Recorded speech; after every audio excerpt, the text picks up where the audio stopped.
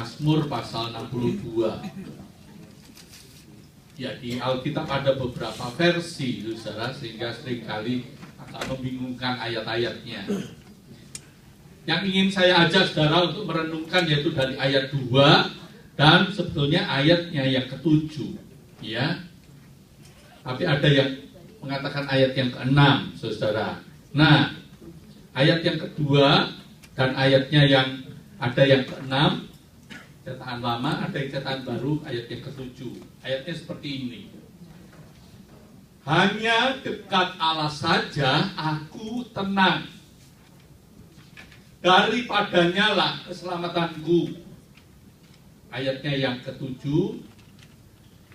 Hanya dialah gunung batuku dan keselamatanku, kota bentengku, aku tidak akan goyah.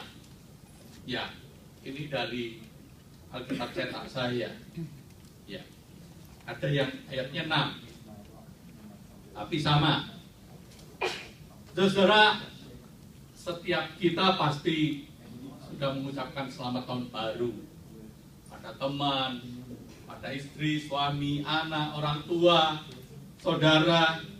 Dan sekarang ini sangat mudah sekali ya saudara, karena pada waktu yang sama kita itu cuma dibedakan beberapa detik saja, mungkin ada detik saya bisa menyapa teman saya yang ada di Kanada, ada yang di Australia. Saya lihat, oh ini sudah jamnya di Australia, langsung dikasih selamat tahun baru. Adik saya, kakak saya yang ada di Indonesia, pada jam yang sama kita bisa melihat, selamat tahun baru. Ya, sangat senang sekali dengan teman-teman juga semua yang tersebar di mana-mana. Selamat tahun baru. Tapi memang pertanyaannya, saudara, apa yang baru? Apa yang baru? Kita suka mengatakan selamat tahun baru, tapi apanya yang baru? Siapa yang bisa beri tanggapan apa yang baru menurut saudara? Tahun. Apa? Tahun. Tahunnya. Kalau dulu belum ada ini, begitu model kuno dulu kalendernya diganti, terus disobek depannya, begitu tanggalnya 1 Januari, tahunnya ganti, begitu. Itu apalagi yang baru, saudara. Kok kita suka mengucapkan selamat tahun baru? Ya memang tahun sekarang jangan lupa lo ya, nulisnya 2016 ya, ganti. Tapi sebetulnya apa yang baru? Ada nggak yang baru? Baju saudara baru kan? Tapi itu cuma baru pada waktu dipakai untuk menyambut tahun baru. Tapi hari ini baru lagi bajunya.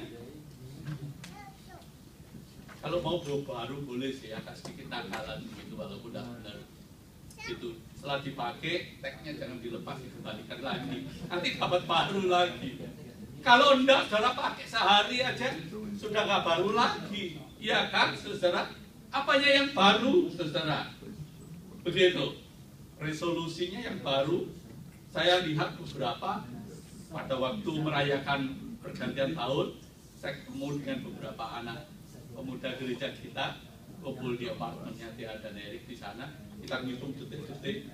Wah, sebelumnya kita doa, tapi persis di detik-detik perubahan itu semua sudah pegang trompet begini. 1, 2, 3, 2, 1, sudah, ya.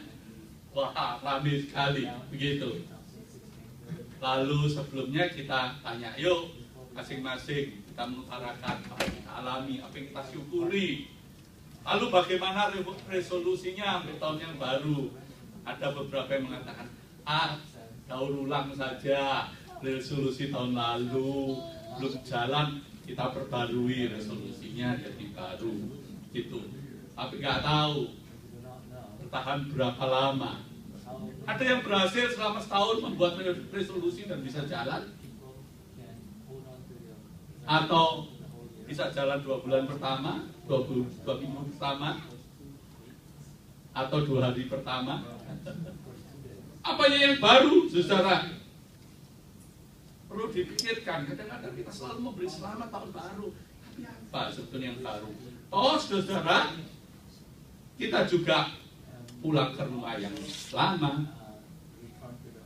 Mau gak mau kita nggak bisa pesta atau ketemu teman-teman terus atau jalan-jalan terus. Kita mesti kembali ke tempat kerja yang sama. Ya toh, kecuali saudara beda kerjaan ya. Begitu. Masuk tempat kerja yang sama. Kita melanjutkan tugas-tugas rutin yang sama, pekerjaan rumah yang sama. Bahkan kita menghadapi masalah yang sama. Malah saya khawatir ada masalah baru. Saudara.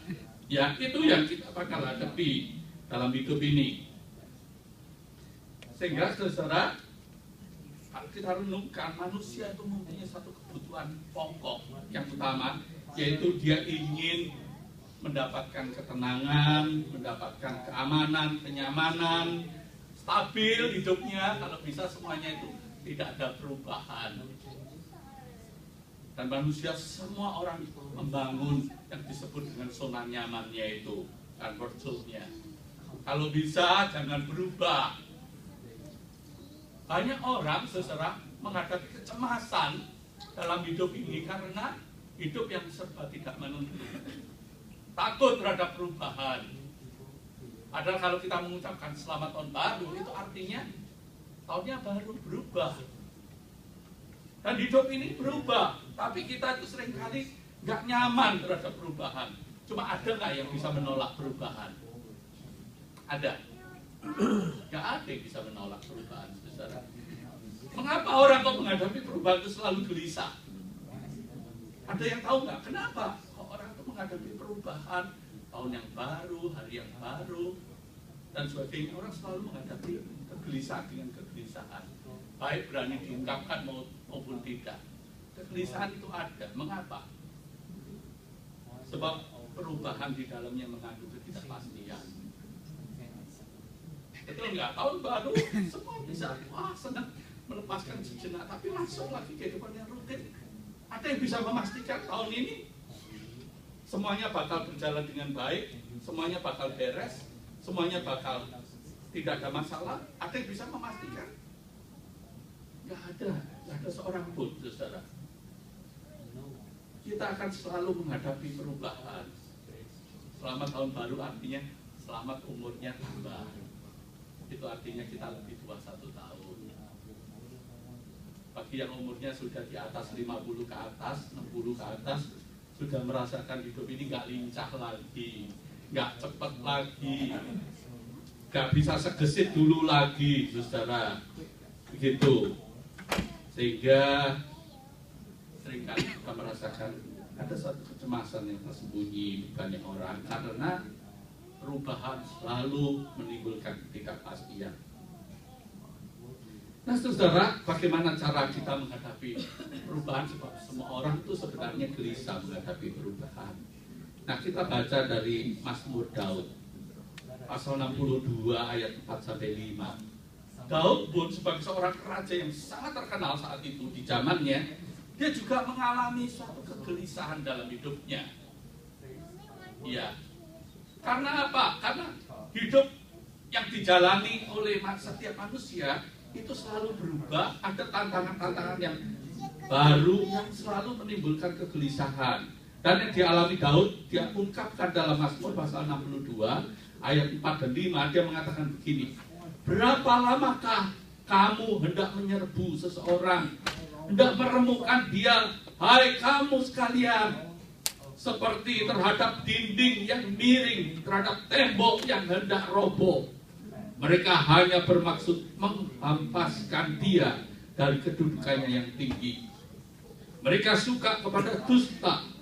Dengan mulutnya mereka memberkati, tapi dalam hatinya mereka mengutuki. Ini pengalaman Daud.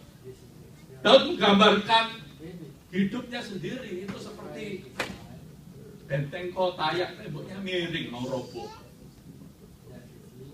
Dan di sekitarnya adalah orang-orang yang ingin merubuhkan, ingin menghempaskan katanya. Dan dia mengatakan bahwa ada orang-orang yang di dekatnya itu dikatakan mulut mereka memberkati, padahal hati mereka itu mengutuki. Jadi Raja Daud sebagai seorang raja yang hebat sekali, kita selalu memimpikan, wah, kalau kita tuh punya posisi yang sangat tinggi, penuh kuasa, penuh kekayaan, segala sesuatu kita punya. Betapa hidup ini nyamannya, tentramnya, betapa menyenangkannya. Apa iya? Pengalaman Daud yang sudah sampai di puncaknya, karena dia tidak mungkin lebih tinggi lagi, karena dia sudah menjadi raja. Dia mengatakan, kalau dia membayangkan hidup dia itu seperti kota temboknya miring. Jadi lawan-lawannya itu siap untuk merobohkan dia. Dikatakan bahwa orang-orang yang ada di sekitarnya itu digambarkan seperti orang-orang yang dengan mulutnya mereka memberkati, tetapi pada dasarnya dalam hatinya itu ingin meruntuhkan, ingin mengutuki, sehingga dia merasa orang itu semakin tinggi kedudukannya, saudara. Semua orang kepingin begitu supaya dia merasa hidupnya terjamin. Tapi orang yang mengalami mengatakan tidak. Orang yang semakin tinggi posisinya, ya, banyak para pemimpin-pemimpin dunia yang mengatakan begitu. Makin tinggi kedudukan seseorang, itu makin kesepian. Mengapa? Sebab orang-orang yang mengitari dia itu orang-orang yang punya kepentingan. Punya kepentingan. Kalau dekat orang yang paling tinggi, wah, ya, kepentingannya banyak.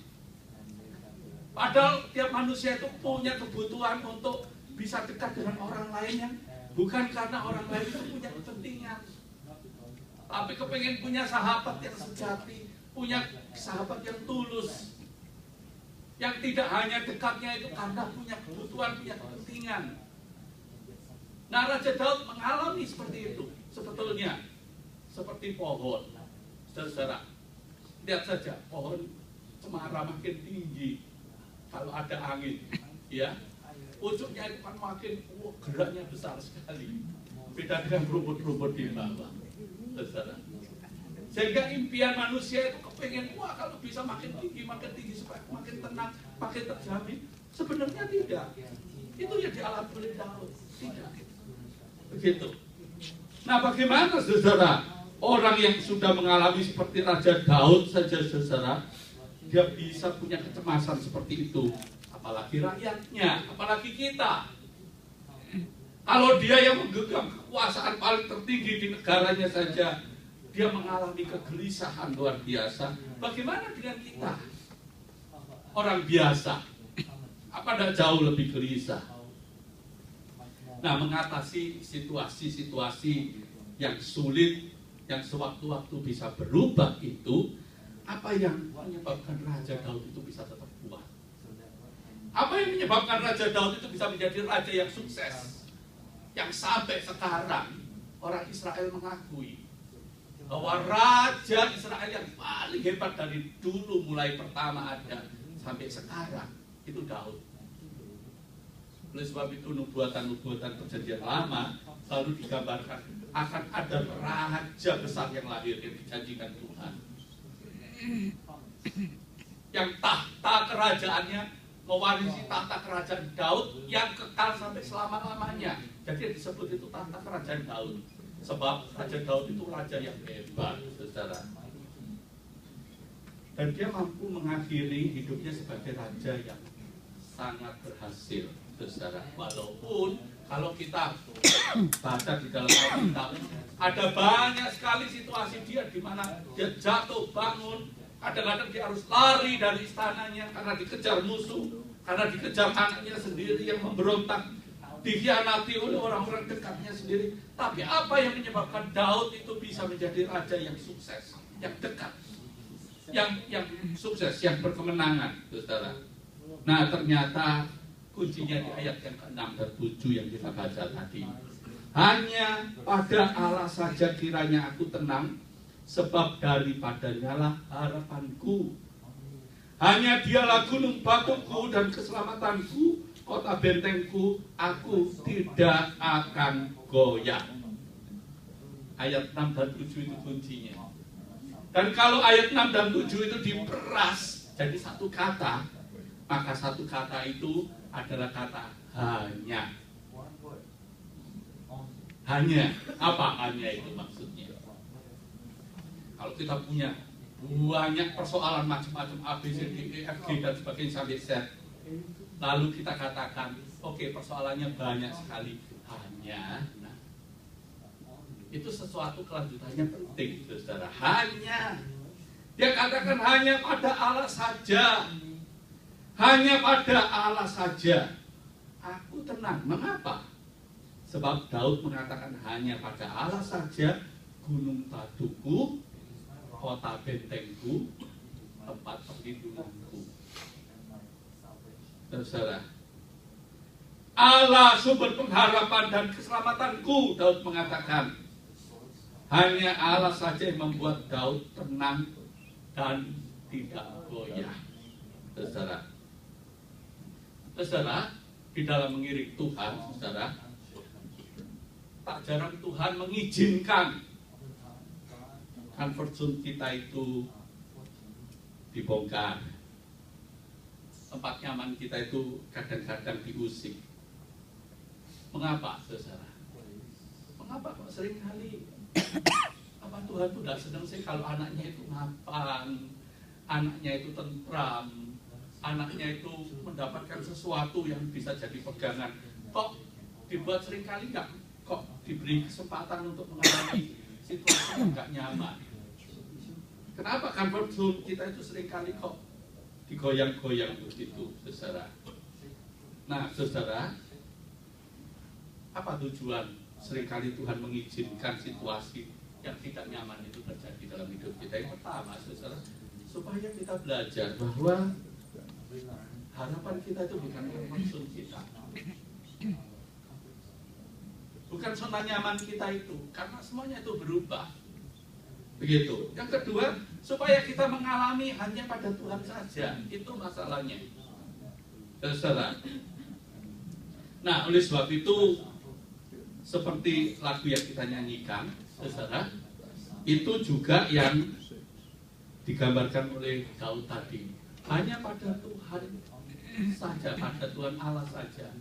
Aku tenang, hanya begitu, tidak ada yang lain. Hanya pada Tuhan, aku tenang. Hanya pada Tuhan saja. Dia itu keselamatanku. Dia itu pengharapanku. Nah, sekarang kita coba bandingkan dengan Musa. Di perjanjian lama, saudara, nabi yang terbesar, yang terkenal, itu Musa. Tidak ada yang bisa menandingi Musa. Orang Yahudi, orang Kristen, orang Islam, itu mengakui nabi yang paling gede, yang paling hebat, itu adalah Musa. Tidak ada yang lain, saudara. Nah, Musa menggambarkan pengalamannya dalam Keluaran pasal 19 ayat 4 dan Ulangan pasal 32 ayat 1. Itu seperti lagu yang kita nyanyikan tadi. Lagu yang kita nyanyikan bagi Raja Wali itu dikutip dari Keluaran pasal 19 ayat yang keempat dan Ulangan pasal 32 ayat 11. Oh, itu indah sekali. Ya, kita tadi kan menyanyikan, aku ingin selalu berada di hadirat-Mu. Aku ingin selalu berlindung dalam naungan-Mu, di bawah kepak sayap-Mu. Kau bawaku terbang tinggi melintasi langit biru. Bagi Raja Wali, bagi Raja Wali yang melintasi gunung tinggi, bagi Raja Wali melintasi badai hidup. Di bawah kepak sayap-Mu, kau bawaku terbang tinggi melintasi langit biru. Bagi Raja Wali. Pertanyaan saya, saudara, pada waktu saudara dan saya menyanyikan tadi, seneng nggak? Senang? Atau hati kita was-was? Dakdikduk? Ada yang dakdikduk? Wah, kok MC-nya atau BL-nya pilih lagu ini? Ada? Atau kita nyanyi aja enak gitu ya? Apalagi suara BL-nya tadi yang mendayu gitu, rasanya senang gitu. Oh, lagu ini luar biasa loh, saudara-saudara. Saudara mengatakan, aku ingin selalu. Wah, sebetulnya itu bukan ucapanku. Kata pengarangnya begitu, diajak MC nyanyi, ya aku nyanyi. Tapi kalau itu betul-betul keluar dari hati kita, saudara, ini lagu ini mengerikan. Coba, aku ingin selalu berada di hadirat-Mu. Aku ingin selalu berlindung dalam naunganmu, di bawah kepak sayapmu. Saudara, ayatnya ini saya kutip dari saya ambil dari Keluaran pasal 19 ayat 4 ya. Ayatnya mengatakan begini. Kamu sendiri telah melihat apa yang kulakukan kepada orang-orang Mesir, ya. Dan bagaimana aku telah mendukung kamu di atas sayap Raja Wali dan membawa kamu kepadaku. Saudara, ini gambarannya digambarkan seperti ibu Raja Wali itu menggendong anaknya di atas kepak sayapnya itu, ya, dibawa terbang tinggi kemana? Saudara, kemana? Untuk datang kepadaku. Nah, di dalam melintasi, dibawa terbang oleh Tuhan untuk dekat kepadanya, digambarkan seperti burung Raja Wali terbang tinggi menghadapi badai enggak? Menghadapi angin ribut enggak, saudara? Menghadapi. Jadi dibawa semakin dekat dengan Tuhan, itu melewati tantangan-tantangan yang tidak mudah. Jadi kalau kita mengatakan aku ingin selalu berada di hadiratmu, itu kita bakal menghadapi tantangan demi tantangan yang tidak gampang. Karena ini gambaran orang Israel dibawa keluar dari Mesir menuju ke Kanaan. Yang dilewati adalah padang gurun, yang dilewati adalah laut, yang dilewati adalah sungai, yang dilewati adalah kota-kota yang berkubu, yang sudah penuh dengan penduduk yang kuat, yang berbenteng-benteng, dan mereka harus melewati itu. Terkadang mereka harus melawan itu, mereka harus mengalahkan itu, saudara. Tetapi Israel dikatakan oleh si Musa yang memberikan gambaran bagaimana Tuhan menolong, itu seperti induk Raja Wali tadi yang membawa anaknya, mendukung anaknya tadi terbang. Kondisi sekitarnya memang badai, kondisi sekitarnya memang sulit. Tetapi siapa yang mendukung, itu yang hebat. Iya. Saudara bisa kabarkan sih, gimana kalau seandainya kita itu sungguh-sungguh disuruh terbang di atasnya burung Raja Wali gitu ya. Seperti banyak dongeng-dongeng gitu. Wah, rasanya asik begitu. Ya asik kalau kita lihat filmnya atau atau film anak-anak ya, seringkali karikaturnya gitu. Tapi kalau kita sendiri disuruh di atasnya, saudara, apa nggak ngeri? Iya. Nah, Musa menggambarkan seperti itu loh, mengiring Tuhan. Kalau kita dibawa mendekat kepada Tuhan, kita akan melewati badai, mengalami kesulitan. Tetapi Tuhan tidak membiarkan kita suruh terbang sendiri, dilepas sendiri, tidak. Tuhan itu mendukung kita. Digambarkan seperti Raja Wali itu kita ditaruh di atasnya untuk melintasi badai hidup tadi bersama dengan Tuhan. Keberhasilannya bukan karena kita hebat, karena kita luar biasa, tapi karena siapa yang mendukung kita. Itu loh, saudara. Yang kedua, ayat itu, nyanyian tadi itu diambil juga dari Ulangan yang ditulis oleh Musa juga, pasal 32 ayat 11. Ulangan ini sangat-sangat indah, saudara. Sebab ditulis ketika Musa sudah tua, sudah kekuatannya nggak terlalu kuat lagi untuk memimpin bangsa Israel. Dia menyimpulkan bagaimana dia sebagai hamba Tuhan yang dipanggil Tuhan untuk memimpin bangsa Israel melewati segala tantangan hidup. Dia mengatakan begini, laksana Raja Wali menggoyang bangkitkan isi sarangnya, melayang-layang di atas anaknya, mengembangkan sayapnya, menampung seekor dan mendukungnya di atas kepaknya. Maksudnya apa? Burung Raja Wali itu kalau membuat sarang, saudara, itu biasanya di bukit yang paling tinggi, yang tidak mudah dijangkau oleh siapapun. Atau kadang-kadang ditaruh di pohon yang paling tinggi, di sana dia menaruh sarangnya. Dan sarang burung Raja Wali itu sangat unik, saudara. Karena dia selalu mengambil carang-carang kering yang berduri. Selalu dia pakai untuk membentuk sarangnya. Gede gitu. Burung Raja Wali besar, sarangnya besar berduri. Nah, bagaimana dia menaruh telurnya? Apa memelihara anaknya yang baru keluar, yang belum punya sayap, supaya aman, supaya tidak hancur oleh duri-duri sarangnya tadi. Saudara, induk Raja Wali itu dia mengambil, menarik bulu-bulu yang halus, yang sering kali kita pakai untuk selimutena itu. Bulu-bulu yang paling halus itu dicabut oleh dia, ditaruh di sarangnya itu. Setelah menjadi pilo yang enak itu baru dia bertelur di sana. Dan biasanya saudara yang suka mengerami lama itu justru yang laki-laki, gitu. Di comfort zone yang nyaman itu sampai telur-telurnya menetas, sampai anak-anaknya bulu-bulunya halus itu mulai tumbuh menjadi bulu-bulu yang lebih kasar, yang lebih besar dan sebagainya, sampai bulu-bulunya penuh. Nah, induk Raja Wali tahu kalau anak-anaknya yang sudah bulunya penuh, sudah gede itu dibiarkan di sarangnya itu, mereka tidak akan bisa terbang. Begitu. Sebab anak-anaknya senang. Sebab kalau induk Raja Wali datang, itu mereka cuma membuka mulutnya saja, induknya yang memberi makan. Walaupun sudah penuh bulunya, tetapi mereka senang. Sebab di dalam sarangnya itu cukup empuk, cukup hangat. Makan tidak usah susah, tidak usah menghadapi tantangan. Tapi naluri induk Raja Wali tahu, kalau ini dibiarkan seperti ini, anaknya bakal mati. Karena dia tidak mungkin bisa menyusui terus, memberi makan terus. Apa yang dia lakukan?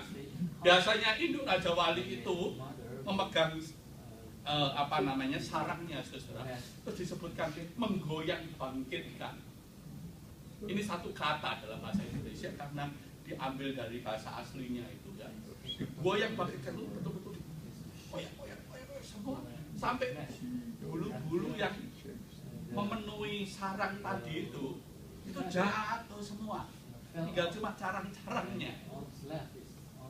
Nah, kalau sudah tinggal carang-carangnya digoyang terus, anak Raja Wali tidak akan senang tinggal di situ. Mereka akan pergi. Tapi kalau pergi, dibiarkan pergi, mereka belum pernah terbang, pasti jatuh meluncur. Apa yang dilakukan oleh induk Raja Wali? Biasanya anak-anaknya itu cakar begitu, dinaikkan ke atas, dibawa terbang tinggi sekali, setelah itu dilepas. Dan anak Raja Wali yang tidak pernah terbang sendiri, melatih sayapnya, biasanya kemana? Kalau sudah dilepas di atas, meluncur ke bawah, lalu oleh induknya ditampani, saudara, didukung oleh sayapnya, tak jatuh di induknya, dibawa terbang lagi ke atas, terus dilepas lagi terus, sampai anak Raja Wali itu bisa mengembangkan sayapnya, sampai bisa menggunakan sayapnya. Kalau menghadapi badai, dia meluncur ke bawah, si induk langsung mengangkatnya kembali, terus dibawa naik terus. Sehingga Raja Wali muda sungguh menyadari kalau terbang di lingkungan bawah itu tidak enak.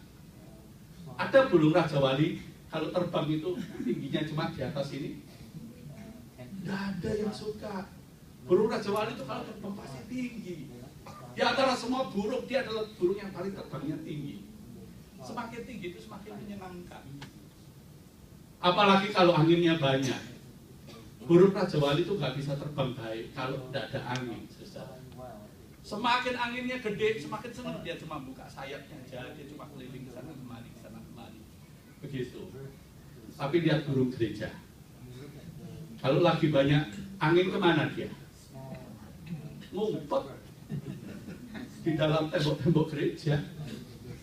Tapi burung Raja Wali begitu tahu, oh ini mendung, oh ini anginnya besar, terbang dia, wah enak dia. Cuma buka sayapnya aja. Dia pakai ekornya begini untuk mengendalikan naik turun dan sebagainya. Nah, Tuhan ingin saudara kita itu sebagai anak Tuhan itu bukan menjadi anak-anak gampang, anak-anak cengeng. yang menghadapi situasi sedikit saja langsung mengeluh. Enggak, Tuhan ingin kita menjadi anak-anak Tuhan yang kuat, yang menang. Tuhan ingin melatih itu sebabnya. Kenapa seringkali Tuhan suka menggoyang bangkitkan zona nyaman saudara dan saya. Bukan karena Tuhan itu jealous, tidak. Tapi Tuhan ingin kuat, kita kuat. Tuhan ingin agar supaya pengharapan kita itu bukan pada sesuatu yang bisa berubah, yang seringkali didewa-dewakan oleh orang dunia ini. Semua ingin membangun comfort zone-nya, kalau bisa semuanya tidak berubah. Padahal semua di dunia ini berubah. Dan kalau kita mengharapkan segala sesuatu yang ada di dunia yang kita kumpulkan yang bisa berubah itu, kita akan selalu mengalami kegelisahan. Sehingga Daud mengatakan, hanya dekat pada Tuhan saja aku tenang. Hanya dekat pada Tuhan saja, itu pengharapanku. Sebab Dia kota bentengku, tanduk keselamatanku. Saudara, oleh sebab itu pertanyaannya, kita akan memasuki 52 minggu ke depan. Apa yang menyebabkan kita tenang? Betulkah Allah? Apa yang menjadi sumber pengharapan kita? Apa? Kerjaan kita, bisnis kita, kesehatan kita, karena kita merasa masih, aku masih muda, aku belum seperti Pak Hayat. Kadang-kadang kalau saya lihat Pak Hayat itu luar biasa, tapi saya juga takut. So, begitu kenal saya 10 tahun yang lalu, Pak Hayat itu gagal sekali kalau jalan, iya kan? Tapi sekarang sudah dibantu dengan tongkat, itu masih miring kalau jalan. Sehingga saya sendiri merasa, Tuhan kalau bisa saya jangan dibuat miring begitu ya. Begitu. Tapi luar biasa. Ada waktu berdoa tadi Pak Hayat bilang, saya tolong dibantu doa. Itu kakak Pak Hayat, perempuan meninggal dunia. Menikmati 3,5 jam ya Pak, tahun baru ya. Minggu lalu saya mendengar kakaknya atau kakak iparnya Ibu Margaret meninggal dunia. Semua berubah dalam hidupnya. Bagi yang umurnya masih 20, 25, 30, wah hidup itu masih sepertinya panjang sekali. Tapi yang sudah mulai 60, 62, 65 dan sebagainya mulai doyong. Iya, mulai gak lincah lagi, semua berubah. Oleh sebab itu Daud mengatakan, hanya dekat Allah saja. Kita tahu itu, bahwa di dalam dekat dengan Allah itu sumber kekuatan kita. Kita tahu itu, tapi seringkali masalahnya, betulkah kita itu menaruh harapan kita pada Allah? Betulkah kita itu makin lama makin mendekat kepada Allah? Betulkah makin lama kita itu makin mengandalkan Allah? Betulkah? Ini pertanyaannya. Oleh sebab itu menghadapi tahun 2019, tidak ada seorang pun yang tahu, tidak ada seorang pun yang bisa memprediksi apa yang bakal kita alami. Tapi seperti Raja Daud mengatakan, hanya dekat Allah saja aku tenang. Hanya dekat Allah saja, itu pengharapanku. Mari saudara, saya ingin mengajak saudara dan saya memasuki tahun ini dengan tekad resolusi yang baru, yaitu hanya dekat Allah saja aku tenang, sebab Dialah pengharapanku. Mari kita mengambil waktu teduh sejenak.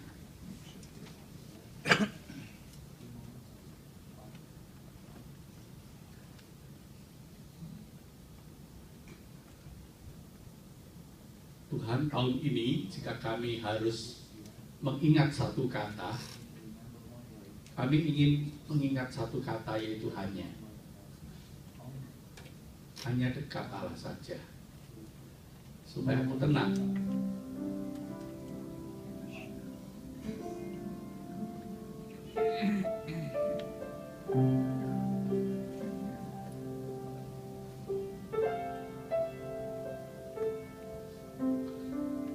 Tantangan dan pada hidup apapun yang bakal kita hadapi.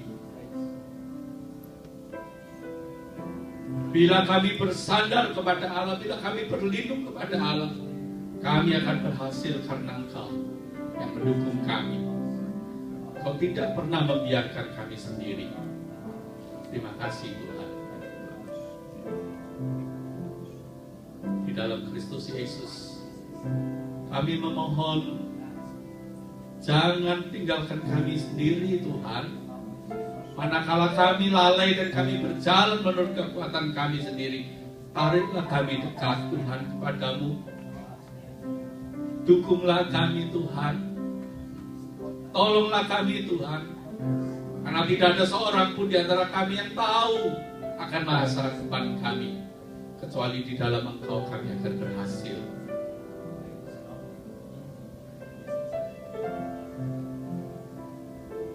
Terima kasih Tuhan. Firman-Mu yang boleh meneguhkan kami bahwa Engkaulah sumber